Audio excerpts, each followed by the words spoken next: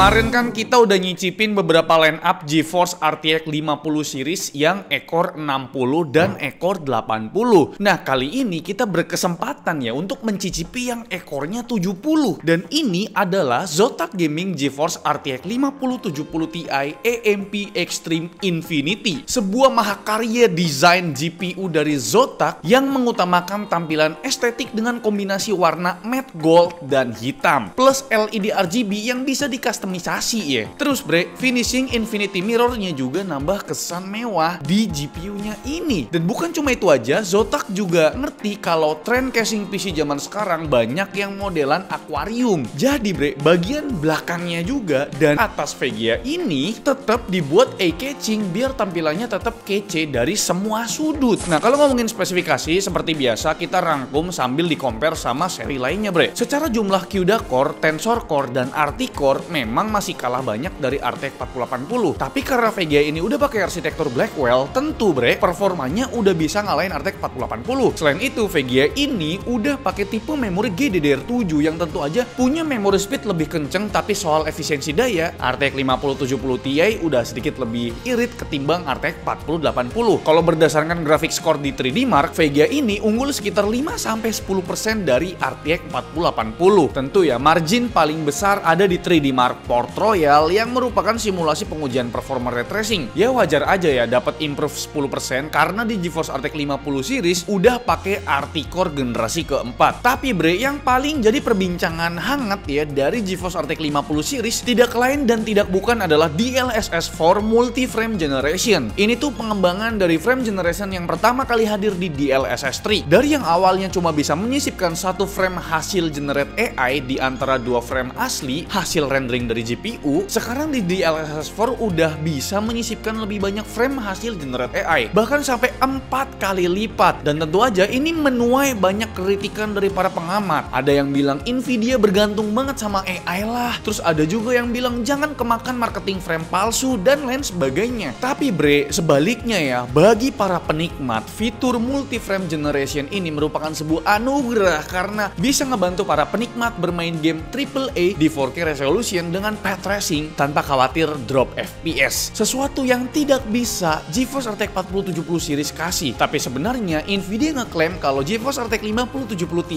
ini masih ditunjukkan buat kelas atau pasar monitor 2K gaming bre. Jadi wajar ya kalau kalian paksa main di resolusi 4K pakai multi frame generation, hasilnya bakal nggak seindah di resolusi 2K. Ini karena menurut para pengamat, base FPS yang ideal buat di multi frame generation adalah 60 FPS ke atas. Jadi kalau masih di bawah 60 FPS, visual quality dari multi frame generation bakalan kuring. Kalian bisa lihat perbedaan visual quality di game Cyberpunk berikut. Kalau di resolusi 4K, performa native-nya masih di angka 30-an FPS. Yang bikin visual quality hasil multi frame generation-nya itu berasa jomplang sama visual quality native-nya bre. Bandingin sama visual quality di resolusi 2K berikut. Hasilnya bisa dibilang ya masih 11-12 karena base FPS-nya di 80 FPS. Nah, kalau visual quality-nya udah bisa bikin kalian senyum-senyum sendiri, gimana kalau kita lihat angka FPS-nya bre? Dan berikut buat sampel game Black Myth Wukong yang kita mainkan dengan preset sinematik ya. Kalau di resolusi 4K, performance native-nya tuh sekitar 45 FPS aja. Tapi kalau udah aktifin multi frame generation 4X, langsung dapat 150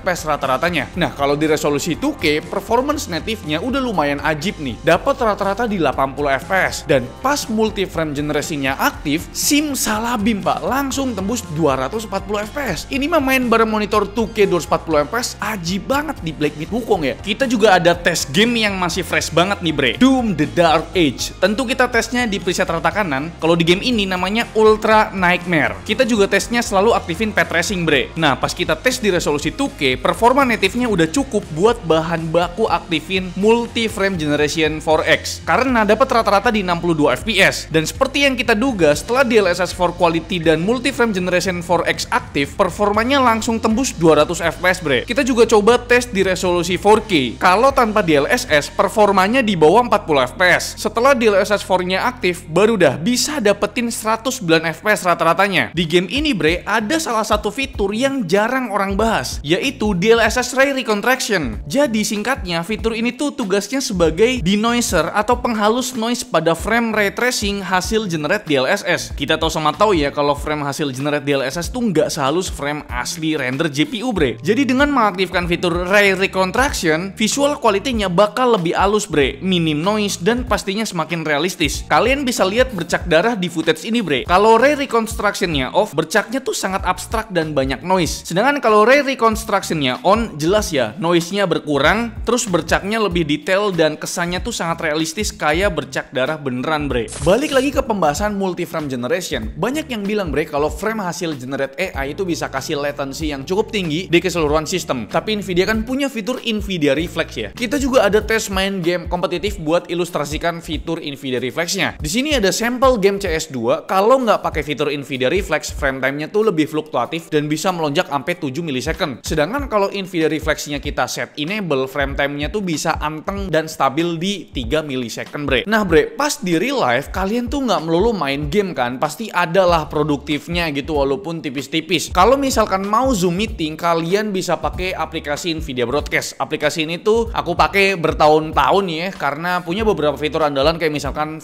virtual background buat nutupin kamar kalian yang berantakan itu. Terus ada fitur noise removal biar suara AC dan kompresor kipas kalian tuh nggak masuk ke mikrofon kalian. Video noise removal ini berguna kalau webcam kalian burik, jadi bisa mengurangi noise di videonya.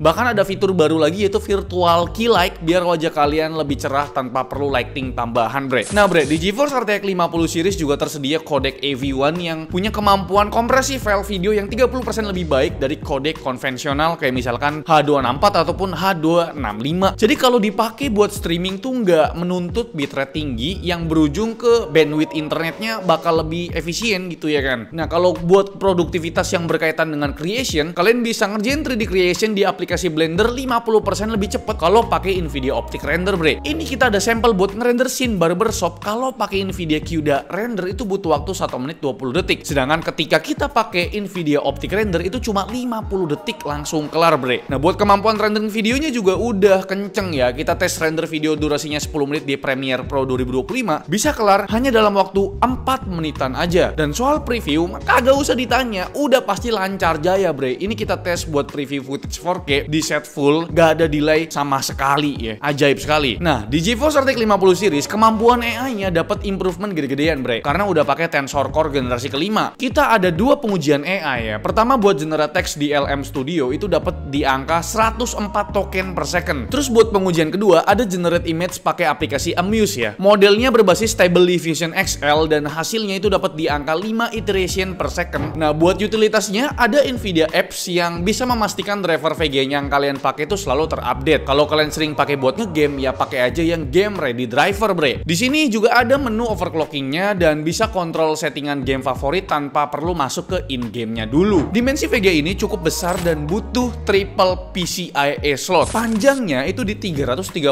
mm dengan lebar di 138 mm dengan ketebalan sampai 70 mm begini bre. Dan kalian tahu bobotnya berapa? Hampir menyentuh 2,2 kg bre. Tentu ya bre, di paket pembelian udah dikasih GPU holder buat menopang bobotnya yang cukup berat ini dan meminimalisir bengkok pada slot PCIe konektornya. Selain ada GPU holder, di paket pembelian juga dapat kabel 16 pin power buat jaga-jaga kalau misal power supply kalian itu belum punya kabel 16 pin power, dan ada satu kabel Spectra Link yang bisa dicolok ke 3 pin RGB header di motherboard kalian biar tampilan LED RGB-nya sinkron sama komponen lain yang connect ke RGB motherboard kalian bre. Tapi kalau kalian nggak colok kabel Spectra Link-nya ini, kalian bisa customize tampilan LED RGB-nya di menu Spectre yang ada di Firestorm di aplikasinya si Zotac ya. Firestorm sendiri merupakan utilitas garapan Zotac Gaming yang berisi beberapa menu bre. Selain menu Spectra tadi, ada menu status buat monitoring tiap sensor GPU-nya, terus ada menu fan buat customize fan control, dan yang paling penting ada menu performance buat keperluan overclocking. Ya kali tidak ada menu itu ya kan. Pak Alfa tidak suka pastinya. Dan soal persuhuan duniawi, kalau kalian khawatir kebangetan banget ya kan, ini loh heatsinknya pak, kalian bisa lihat loh, udah segemoy ini ya kan. Masa iya masih worry soal suhu gitu ya. Zotac sendiri itu menyebut namanya adalah iStorm 3.0 Advanced Cooling yang udah dilengkapi vapor chamber bro. Ketiga, kipas di sini tentu punya fitur freeze fan stop. Jadi kalau kondisinya idle Pak, kipasnya tuh nggak muter buat ngurangin kebisingan dan memperpanjang masa pakai si kipasnya dong. Dan ada detail kecil berupa safety light yang berfungsi sebagai indikator konektor 16 pinnya. Kalau nyala warna hijau berarti udah terpasang dengan proper ya. Sedangkan kalau nyala warna merah berarti colokannya itu masih agak longgar dikit gitu. Ini sih bagus banget ya buat meminimalisir kejadian kabel 16 pin yang kebakar karena longgar. BTW bre, operating temperatur VGA ini adem banget. Pas kita tes Furmark, suhunya itu stabil banget di 67 derajat Celcius dengan TDP yang jalan full load di 300 watt. 67 itu adem banget Pak buat sekelas GPU ya kan. Nah, suhu permukaannya gimana nih Bang? Kita rekam pas lagi main Monster Hunter Wilds, area kipas terpantau sangat adem di 34 derajat Celcius. Terus naik ke sisi atas juga masih cukup masuk akal ya, suhunya di 40-44 derajat Celcius. Kalau fokus di konektor 16 pinnya cuma mentok di 42 derajat aja bre. Aman lah ya. Dan terakhir di area backplate-nya tentu jadi yang terpanas bre. Tapi itu pun cuma di 45 derajat aja. Masih terkendali kok itu ya. Nah, for your information, GeForce RTX 5070 Ti ini merupakan RTX 50 series terkuat ketiga setidaknya untuk video ini dibuat ya. Performanya itu cuma kalah sama GeForce RTX 5090 dan GeForce RTX 5080. Dan sekarang kita masuk ke kesimpulan deh ya kan mengenai GeForce RTX 5070 Ti dari Zotac Gaming ini yang gila sih, ini buat napuk gapruk maling sih. Malingnya juga pingsan kalinya ya.